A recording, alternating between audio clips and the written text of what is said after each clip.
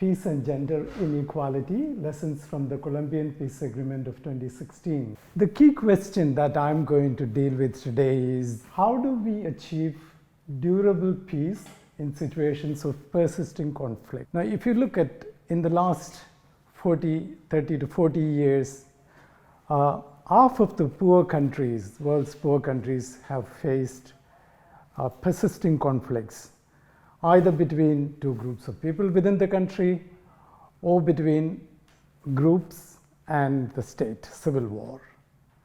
So the question is, what would be the best way of finding a lasting solution to these kind of persisting conflicts? Now, one context that gives us some insights is the Colombian Peace Agreement of 2016 between the FARC guerrillas. FARC is Revolutionary Armed Forces of Colombia, People's Army, and that's the English for that.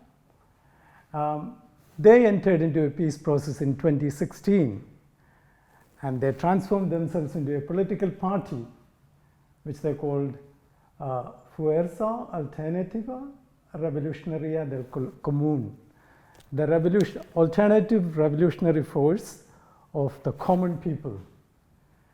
Now, what is specific about this, what is special about this peace agreement is, because it's a comprehensive peace agreement that brings together that aims to address the intersecting inequalities of race, class, ethnicity, and gender. So therefore, that comprehensive nature of this peace agreement is very important for us to understand. And another aspect of this comprehensive peace agreement is also the specific attention given to gender provisions of this peace agreement. And my research is actually looking at the implementation of the gender commitments of the Colombian Peace Agreement. I am part of a research group, 5 of us, and my research colleagues, 4 of them are based in Colombia: Erika, Aleja, Delia, and Obed. Obed actually did his master's in MSc in Social Science and Inequalities here in LSE 2 years ago. We are actually supported by the Atlantic Equity Challenge Fellowship from the III, International Inequalities Institute, and also the Atlantic Fellows for Social and Economic Equity. And it's a 2-year research program. I'm the PI to the project, and I keep going to Colombia to do field work, and I just came back. So when we talk about peace agreement, we want to ask ourselves, can a peace agreement ever end persisting conflict? Very often, peace talks are aimed at putting an immediate end to a conflict. That is to bring about a ceasefire, or about demobilizing or demilitarizing the guerrillas, and end the violence. End the violence, that is the kind of emphasis paid. So which is like ending direct violence. But there is also a violence that is embedded, structural violence.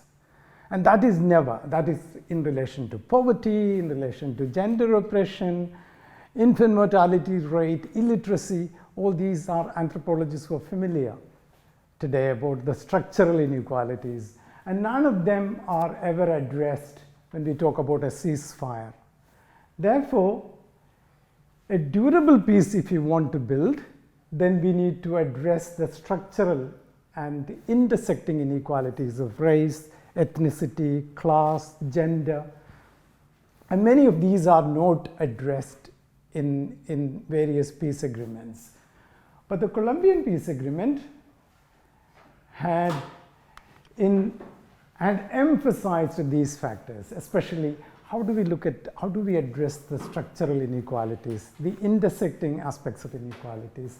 And this picture is from the FARC office in Medellin after the peace agreement, because the political party, they have a political party office of the political party in Medellin, and I was there in April. So in order to bring about this durable peace, you need also participation of multiple stakeholders. Multiple stakeholders would mean in Colombian context, victims of violence, combatants, indigenous people who were living in the midst of violence, and various other civil society organizations, international organizations. That's why the need for multiple stakeholders are very important. Now, Colombian Peace Agreement in some sense brought together all these. Now, to the history of, in order to understand this peace agreement, we also have to go a very short understanding of the history. FARC, the Revolutionary Armed Forces of Colombia, was formed in 1964, and by 2000 it had a control over almost very large part of the rural Colombia.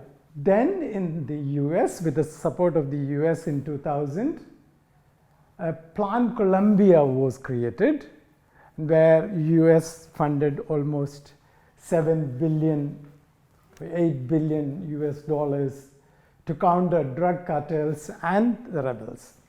So subsequently, over 250,000 people were killed in this conflict after the Pan Colombia, even before also, all that included, and more than 8 million people displaced. Several peace agreements tried to end this conflict. 2005 was one. But when the rebels came into the open, many paramilitary organizations killed the rebels. More than 5,000 rebels were killed in 2005 peace process, and therefore they went back into the forest again. But the comprehensive peace agreement was signed in 2016, and 13,000 guerrillas demobilized. Out of that, 3,000 were women. And therefore, the importance of understanding a gender-sensitive reincorporation process is very significant. And this is a picture taken from one of the demobilization camps, one of the FARC guerrillas. Now, what were the provisions of this peace agreement? The one major thing was a peace can be durable, it can last only if we address the inequalities in rural areas. Therefore, one major component of this peace process was to create a new Colombia in the rural countryside, a comprehensive need for rural reform. And then political participation of the marginalized communities, especially the demobilized guerrilla groups, their supporters, and reincorporation of the ex-combatants. A solution to the problem of illicit drugs, coca, as one of the major reasons of conflict in Colombia. Then also addressing the concerns of the victims of conflict, and implementation, verification, and public endorsement by the Colombian people. So all that is part and parcel of these provisions. This picture is in Antioquia region, which is around Antioquia region, where Medellin is situated, and it is around 4 or 5 hours by road, a place called the Dabeiba. I was in Dabeiba twice actually. In 2019 I went there, and I was also there in April. So this is where it's a camp of the demobilized guerrillas. When they signed the peace agreement, 26 camps were built for them for the purposes of reintegration, training, capacity building, and all that. And this is one of them. You can see the kind of territories. It's impossible to completely destroy an armed struggle there, an armed guerrilla movement, because it's inaccessible, some of these territories. And FARC wanted the demobilization camps in areas where they had a strong presence, where they also had the support of people. So this is this is one of those areas in Antioquia where FARC was very strong there. As part of this peace agreement was also substitution of illicit crops. And there was a lot of emphasis. This is coca. It's in Cauca region. I was there also again in 2019, and this trip again in last April and March. So this is coca cultivation, and the guerrillas were actually replacing coca and then planting coffee in 2019 there. And this coffee was called Café La Esperanza, Coffee of Hope. And these two people there, they are actually former guerrillas. They have been in FARC for almost 25 years. It's in some sense, it's a reinventing self. One who has been a guerrilla for sometimes 30, 40 years and now cultivating, becoming a farmer, replacing their AK-47s with the coffee baskets. And this is the coffee that was being produced there. Another major aspect of this peace agreement was the gender perspectives. Out of 578 stipulations of the peace agreement, 130 had a gender component. And that also included participation of women and the LGBT communities. Their participation is central to the implementation process. And 36 out of 60 victims of violence who traveled to Havana. Actually, the peace agreement was signed in Havana, where from 2012 to 2016, they were negotiating, discussing with the Colombian state. And when it was signed, 60 victims of violence also went to Havana to discuss their perspectives and what do they expect from it. And 36 of them were women. And for the first time in the history of negotiations, women played an important role in shaping the agenda. And that meant bringing intersecting inequalities of race, class, and gender into the agreement. And they also even started a new concept, a new form of feminism, which they called feminismo insurgente, insurgent feminism, which was trying to bring in all the aspects of intersecting inequalities. And they also wanted to bring in their own, the experience of equality they had in the guerrilla war. That was more of the situation demanded women fight shoulder to shoulder with men, and women were commanders, and they shared all the type of work in fighting, in leadership. So a kind of situation demanded an egalitarian practice. But in terms of theory, they found it was difficult after the peace agreement to bring the same kind of an egalitarian living, because patriarchy was reasserting itself. So for them, when they said insurgent feminism, they want to bring together that experience of egalitarianism during wartime to these intersecting inequalities of race, class, and gender, so that in order to counter hegemonic masculinities, as they said, and also to come into positions of power sharing in the peace agreement and in wider society. So that was a new concept of feminism that they began to practice after the peace agreement. And our own methodology, the AUQ Fellowship, I said Atlantic Equity Challenge Fellowship, while emphasizing the academic aspect, this fellowship is oriented towards practice. How do we bring how do we evolve a methodological framework which is collaborative and which is also transformative, that you don't wait till the end of your research to have a policy impact or to publish in ways that would affect policy formulation.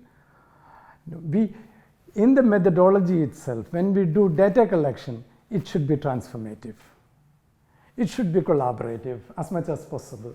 So we are working with the female ex-guerrillas, Afro-Colombian and indigenous women, and the LGBTQ communities. For when we start working with them, we realize what are the kind of training that they require. Like many of them, one combatant told me when I was staying in a remobilization camp, she said she wants to become an accountant of a cooperative run by the guerrillas. They have got many cooperatives like fishery, they have cloth manufacturing, they have also poultry farms. So she wants to become an accountant for that. So we were trying to see where we can organize accountancy training for former combatants. They want to go into communication, some of them, because they want to talk about their transformation. They want to have more visibility, and therefore We are also trying to see communication training for them, diploma. We work together with the Women's Observatory for Women's Equality at ISESI University in Cali, that's in Colombia. And we are organizing these training camps for combatants, capacity building programs. Another program that we want to do is how do we make their lives more visible, their voices more visible. So we are publishing articles together with our research participants. When I'm writing a paper, I'm writing it with a victim. When I'm writing a paper with a victim, her father was kidnapped by FARC 30 years ago. But after the peace agreement, she joined the FARC, in the political party, and stood as its candidate. And she wants to, I said, how could you do that when your father was kidnapped by FARC 30 years ago? She said she wants to forgive. She wants to reconcile. And therefore, we are writing, I'm writing with her a paper on peace and reconciliation and forgiveness from our perspective. So similarly, my colleagues are also writing papers with LGBT communities, with female ex-combatants, with Afro-Colombian women, indigenous women. Whole idea is that their voices become visible in what we publish. So that's one thing we are doing. We are also producing documentaries of these 4 groups. It's called, it's an audiovisual program. It's called Gender and Peace Manifesto that's being done. It's an ongoing research. A lot of things are still being done. And we are also producing a video of a group called Manuelitas. And they are, in some sense, are the insurgent feminists. Like, they go back into their own memory, la trocha de la memoria, on the trail of memory, you know. So they go back to their experience of egalitarianism in practice and what it is today, you know, and to theorize on that. So we're working with them and we're producing also a video of them. So it's reconciliation. Then the paper that I'm writing on forgiveness and reconciliation. Reconciliation it's not just a religious act here. It is much more a call for structural changes. One condition that we want to talk about is shared resources. If the land has been the center of conflict, if exploitation has been the center of conflict, then I think a shared egalitarianism has to be created as a condition for forgiveness, as a condition for reconciliation. Alongside truth-telling, that my colleague with whom I am writing, the victim's family, she was saying for her truth is very important. Like anyone who has committed these atrocities will have to come openly and share what they have done. And not only that, they should also give up the position that they held earlier, that if they were paramilitaries or if they were guerrillas, they should not be that anymore.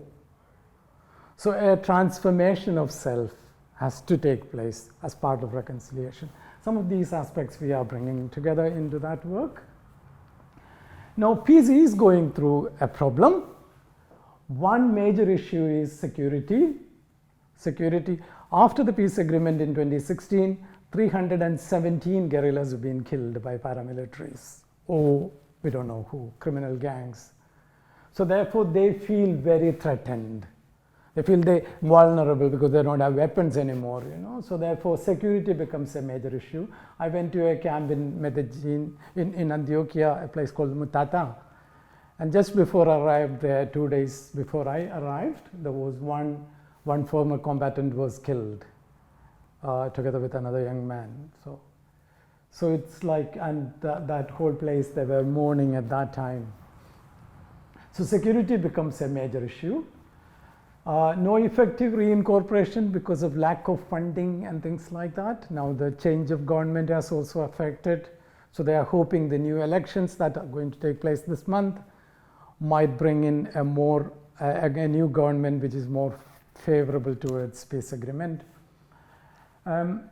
Neglect of rural development, that was one of the major aspects and it is not really taking place. State neglect. So these are the reincorporation camps. Now these camps are well maintained by the guerrillas, and they do it very clean. This is a place called Anori, again in Antioquia region. But there is a problem with this. These camps, accommodations are actually built for single combatants when they came back from after demobilized, peace agreement. But now many of them have their partners, they've got their children. And the single room accommodation is actually, it's very dangerous because they have cooking gas here, there is no privacy. There was one child had hot oil and got burnt, there was incidents of lack of safety. So therefore they feel they need to have more dignity in their accommodation. They need to have a better accommodation when they have families. So these are demands that they are making to the state but not getting fulfilled. So they said in the forest there was more dignity when they carried weapons, At the moment it is not there. So these are some of the issues that they are always bringing forward. But if you want lasting peace, the first we talked about ending direct violence. Johan Galtung, who started who began in some sense emphasis on peace studies from Oslo. He talked about negative peace. Negative peace is ending the direct violence, demobilization, ceasefire. But a positive peace is that which would address the structural inequalities, which are basically the main cause of conflict in many rural areas. Therefore, rural development, land reforms, healthcare, and education, that's important. Focus on intersecting inequalities, because those who are poor are also people who are from Afro-Colombian, indigenous backgrounds, women, and it is the same also in India where a guerrilla movement is going on. People who are from the lower castes and also indigenous Adivasis who are actually the receiving end of this conflict because they suffer intersecting inequalities. Therefore, that aspect needs to be addressed, and gender is an important aspect of it. Transitional justice to the victims have to be given justice, and centrality of the concerns of the marginalized and their participation in the peace process, and security and reintegration of the former combatants. These are crucial things for a positive peace to be established. And there has to be international monitoring, that it is not just to a nation state alone where the conflict has occurred. The UN has to get involved, EU, and in various other countries. There has to be an international monitoring of the peace agreement. And when all that happens, or the lasting peace or the positive peace will happen. And this is from the FARC women's painting, Resist. So it's in one of their offices. It's kept there, their political office. So this is my talk. Thank you so much. And welcome to